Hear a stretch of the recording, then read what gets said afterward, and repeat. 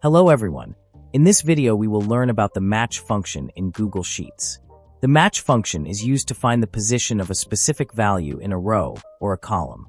It does not return the value itself, it returns the position number. Now let's look at the syntax of the match function.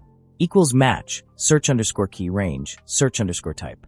Here, search underscore key is the value you want to find, range is the row or column where you want to search, and search underscore type defines the type of match. Now let's see an example. We have employee names listed in column B, from B2 to B12. If we want to find the position of an employee named George, we will use the match function. We will write the formula. Equal to match bracket George, comma B2 colon B12 comma 0. Here, 0 means we want an exact match. After pressing enter, the result will show the position of George in the list.